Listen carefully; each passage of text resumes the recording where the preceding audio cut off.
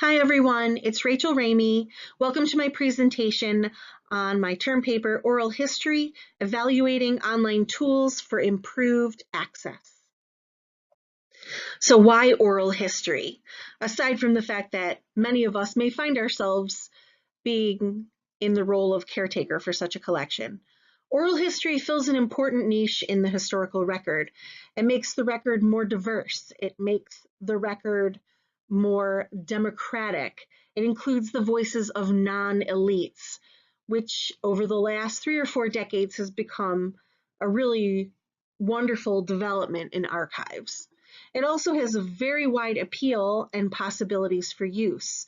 Oral history can make the past come alive for museums and and living history sites.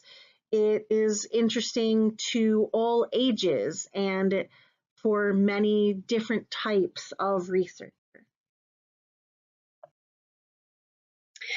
I do have a little bit of experience with oral history. I had an internship and a practicum at the same repository where I worked with their oral history collection.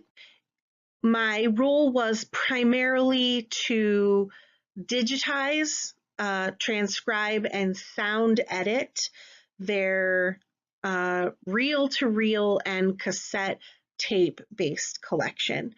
And it was a real challenge, especially with those reel-to-reel tapes, which are incredibly fragile and actually had to be brought to the Digital Projects Lab at Wayne State for digitization. I learned a great deal about handling these formats, and it was fascinating to listen to people's experiences. The people, um, the people who spoke came alive to me, and I had a much richer idea of the institution I was working for and its history because of my time working on their oral history collections.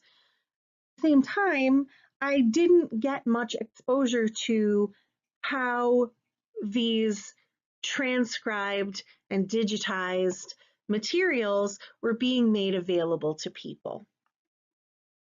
So it sparked my interest. So now I have questions. Oral history presents some unique challenges to access. How can we improve that? How can we make access better? And how have recent developments in description and access technology, from EAD to content management systems, impacted specifically oral history? So this leads me to my big research question, which is there one best tool for delivering searchability and access to oral history collections? Perhaps the best known oral history specific tool in use right now is the Oral History Metadata Synthesizer, or OHMS. OHMS is an open source plugin that doesn't host any content, but it's compatible with a wide variety of content management systems. OHMS has two components: a web-based app into which you put your metadata, and a software package that must be installed on a server. It allows archivists to drop time markers into their audio or video interviews. Those time markers can then be synchronized with a transcript if one exists, or each timestamp can be described by the archivist so that that time marker can indicate where a new topic begins or when there's a change in the conversation. The time marker contains a brief description of what the speaker's talking about.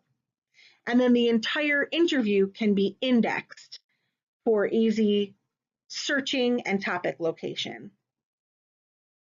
An archivist processing an oral history in OHMS would input the interview's URL that's on your content management system into the OHMS app, and then begin inputting item metadata and time-tagged transcripts.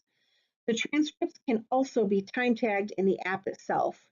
Once finished, OHMS generates an XML file with the information and style parameters that is uploaded into the OHMS server and linked to the content management system. OHMS is very user-friendly, allowing researchers to easily and clearly search and move within an interview to find what they need. Users can also toggle between a timestamp and the transcript as the audio or video is playing. Becker and Passel-Stoddart in 2015 recount the design of the Latah County Oral History Collection in OHMS, which includes photos of the interviewees along with timestamps and synopses. They were even able to include maps from Google Maps into which they put the latitude and longitude of places that were discussed in the interviews. So when you open an interview, a map appears showing where someone's homestead is or where they went to school, and that's a really neat feature. OHMS is a high quality and free resource, but it's not necessarily a plug and play system. While general use for synchronizing and describing interviews is fairly simple, significant back-end customization is needed to link other resources and to code style sheets for those working on a custom website rather than a content management system. The Latah County project is a very good example of this kind of work-intensive process. But the end result is an incredibly useful, informative, and user-friendly resource. The next tool that I'll be discussing is the only other oral history specific tool I was able to locate, called Stories Matter. It's also a free open source software package offered by the Center for Oral History and Digital Storytelling at Concordia University. Like OHMS, Stories Matter is not a general content management system, but as I said, a dedicated oral history description and access tool. Stories Matter allows archivists to bypass the need for transcription, instead allowing them to assign metadata, tag interviews for searching, and record summaries and notes about each interview. Accompanying documents such as legal releases can also be uploaded and accessed along with the interview. As a web-based tool, Stories Matter allows multiple people to log in and work on a collection. Each project is organized in layers, which makes the interface very clear to use. There's a project layer, and the project layer is followed by one layer for each interview. One interesting feature of Stories Matter is the tag cloud that is generated for each collection and for each interview as you click through. This tag cloud enables you to see graphically as a researcher the terms that are being used in an interview, graded by size. The larger the word, the more often it's used, and it can allow researchers a very effective snapshot way of finding out whether or not an interview is germane to their research. Another interesting feature of Stories Matter is a place to record meta-narrative information. I wasn't even aware of what that was. Meta-narrative is notes about body language or displays of emotion that are lost when you simply read a transcript, and is just another way that a tool that is specific oral history can capture things that a general content management system cannot. Omeka, created by the Corporation for Digital Scholarship, is not an oral history specific tool, but rather a powerful general content management system. Omeka adheres to Dublin Core standards, which makes for a cohesive body of description that could easily be shared with other institutions that use Dublin Core. On the other hand, Matusiak and colleagues in 2016 described the difficulties experienced when trying to crosswalk between mods and Dublin Core. The process of crosswalking was long and involved and very difficult. There were several rounds of error corrections that had to be made.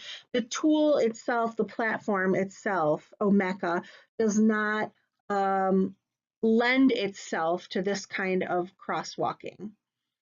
The Detroit Historical Society's project, Detroit 67, which captured oral history about the rebellion in Detroit in 1967, was using Omeka at first to provide access to its oral history collections, but went a different way because they just couldn't make the tool flexible enough to capture the oral history specific metadata that they wanted to include.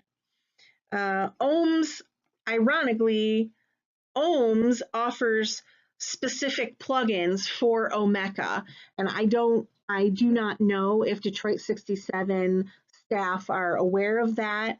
I don't know if they took that into consideration when they made their decision to leave Omeka, and it's unclear if those plugins will mitigate the problems that are discussed by Matusiak and Detroit 67. On the plus side, Omeka is very easy to use for users. It offers templates that are very clean and easy to navigate. And so in that respect, it is a great tool for saving archivists the work of having to create an interface. So is there one best online tool for delivering searchability and access to oral history collections? You could say that OHMS or Stories Matter provide the most customized oral history specific experience, but really the answer is no. There is no one tool because every collection is unique and every repository is unique with its own expertise, its own staffing, its own administration, its own technological expertise. So how can an archives make the best possible choice for their specific needs? Ultimately, whether you're using YouTube for free or spending all that money on a custom interface, in one word, the most important thing to consider, the most important part of making the best possible decision is preparation. You must know your goals. What do you want to make available and in what way? You need to know the limits of your budget, your expertise, and your time. You also need to know your collections. The most expensive tool will fail to provide access or accurate description unless you spend the time and put in the effort to make sure that your data is clean and organized into a chosen schema and formatted such that your system can read it. You need to know your audience. What are their skills? What are their goals? What even might they be able to contribute to your collections? Without that knowledge, your tool may be incredibly complex and complete, but it might still fail your users. Finally, you got to know the tools themselves.